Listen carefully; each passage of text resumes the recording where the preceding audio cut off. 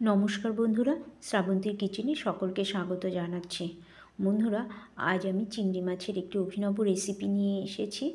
একদম রেস্টুরেন্ট স্টাইলে বা অনুষ্ঠান বাড়ির মতো বলতে পারেন, কিন্তু খুব সামান্য উপকরণ দিয়ে ঘরে তৈরি। খেতে ভীষণ ভালো লাগবে। যদি বন্ধুরা ভালো লেগে থাকে রেসিপিটি অবশ্যই লাইক, কমেন্টস এবং শেয়ার করবেন। আর নতুন বন্ধুরা কিন্তু সাবস্ক্রাইব করবেন, আর সাবস্ক্রাইব করে অল বটনে প্রেস করবেন, তাহলে সমস্ত নোটিফিকেশানগুলো আপনারা সবার আগে পেয়ে যাবেন। এর আগেও আমি অনেক নতুন নতুন রেসিপি আপলোড করেছি, সবগুলো দেখার জন্য আপনাদের কাছে রিকোয়েস্ট রইল। তাহলে চলুন দেখে নেওয়া যাক আজকের রেসিপি। দেখুন, এখানে প্রায় 400 গ্রামের মতো চিংড়ি মাছ আছে। ধুয়ে ভালো করে খোসা ছাড়িয়ে পরিষ্কার করে নিয়েছি। চিংড়ি মাছগুলো আমি একটু ছোট সাইজেরই নিয়েছি। ছোট চিংড়ি দিয়েই কিন্তু আমি এই রেসিপিটি করব। ছোট চিংড়ি মাছ দিয়ে কিন্তু খেতে ভীষণ ভালো লাগে।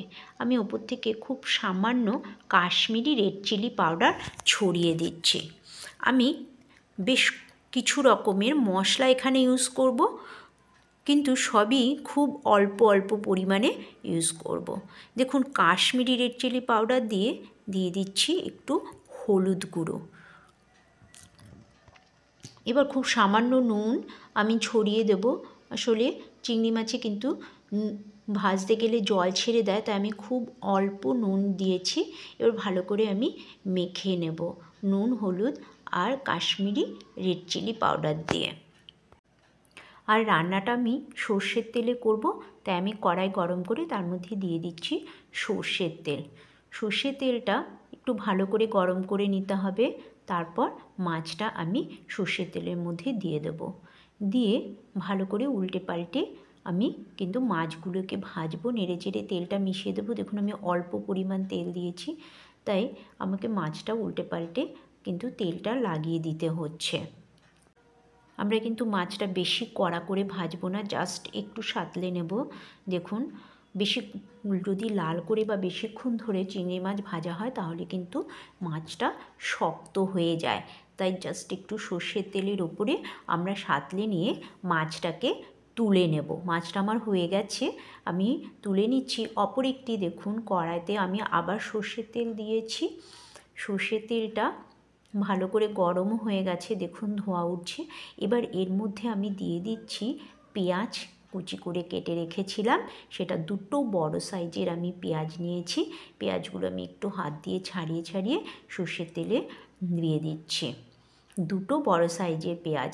পেঁয়াজটা যখন আমি ভাজবো তখন কিন্তু গ্যাস ওভেনের ফ্লেমটা আমি হাই রাখবো, নাহলে পেঁয়াজটা নরম হয়ে যাবে।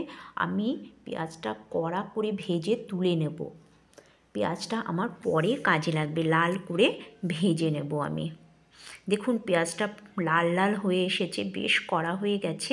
এখন নরম আছে, কিন্তু যখন ঠান্ডা হবে তখন কিন্তু একদম মচমচে হয়ে যাবে পেঁয়াজের বেরেস্তা। আমি তৈরি করে তেলটা ভালো করে আমি ঝারিয়ে নেব, ঝারিয়ে তুলে নেব। এই তেলটা দিয়েই আমি পরে রান্না করব। এই তেলটা আমার কাজে লাগবে, তাই পেঁয়াজের সাথে যাতে বেশি তেল না উঠে যায় তার জন্য আমি তেলটাকে ঝারিয়ে নিয়েছি। এবার ওই তেলের মধ্যে আমি দিয়ে দিচ্ছি, দেখুন গোটা গরম মশলা নিয়েছি, দারচিনি, এলাচ আর লবঙ্গ। আমি এলাচগুলো একটু মুখটা ফাটিয়ে দিয়েছি, তাতে ফ্লেভারটা খুব ভালো আসবে। এবার দিয়ে দিচ্ছি রসুন বাটা। আমি 6 থেকে 7 কোয়া রসুন বেটে নিয়েছি। রসুন বাটাটা দিয়ে দিচ্ছি। আমি কিন্তু রসুনটাকে লাল করে ভাজবো না, জাস্ট হালকা যখন ভাজা গন্ধটা ছাড়বে, একটুখানি রসুনটার ফ্লেভারটা বেরিয়ে আসবে, তখন তার মধ্যে দিয়ে দেব পেঁয়াজ বাটা। এখানে একটা বড় সাইজের পেঁয়াজ আছে, পেঁয়াজটাকে আমি বেটে রেখেছিলাম, সেই পেঁয়াজ বাটাটা দিয়ে দিচ্ছি। পেঁয়াজ বাটাটাও ভালো করে মিশিয়ে নেব। পেঁয়াজটা একটু লাল লাল হয়ে যাবে। দেখুন, পেঁয়াজ আর রসুনটা আমার ভাজা হয়ে গেছে। এবার আমি এর মধ্যে দিয়ে দিচ্ছি আদা বাটা। দেখুন, এখানে 1.5 ইঞ্চি মতো একটা ছোট্ট আদা আমি বেটে রেখেছি, সেটা দিয়ে দিচ্ছি। খুব বেশি পরিমাণ আদা কিন্তু এখানে ইউজ হবে না। এবার সমস্ত মশলাটাই কিন্তু আমি তেলের ওপর ভালো করে সাঁতলে নেব। কন্টিনিউ নাড়তে হবে, নাহলে কিন্তু নিচে ধরে যেতে পারে। আর যখন মশলাটা আমি কষিয়ে নেব তখন কিন্তু ফ্লেমটা একদম লো রাখতে হবে। এবার দিয়ে দিচ্ছি 2 টেবিল স্পুন পোস্ত বাটা।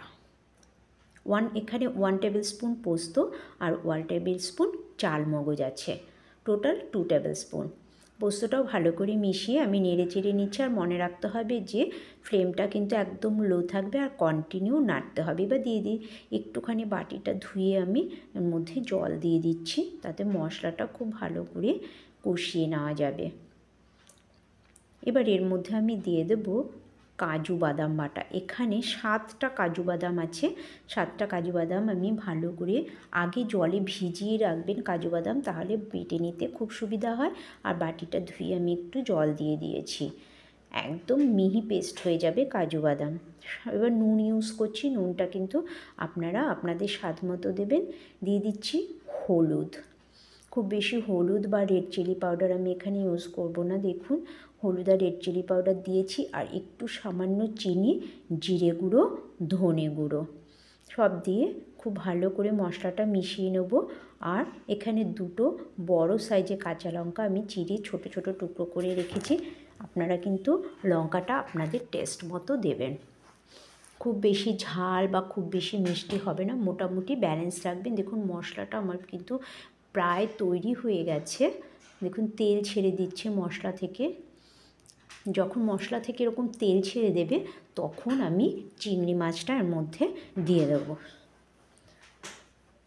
দেখুন চিংড়ি মাছটা আমি হালকা ব্রাউনি করে ভেজে তুলে রেখেছিলাম, এটা দিয়ে দিচ্ছি। ছোটো চিংড়ি মাছের কিন্তু একটা আলাদা টেস্ট হয়, বড় চিংড়ি মাছের আলাদা টেস্ট, ছোটো চিংড়ি মাছেরও কিন্তু একটা আলাদা টেস্ট হয়।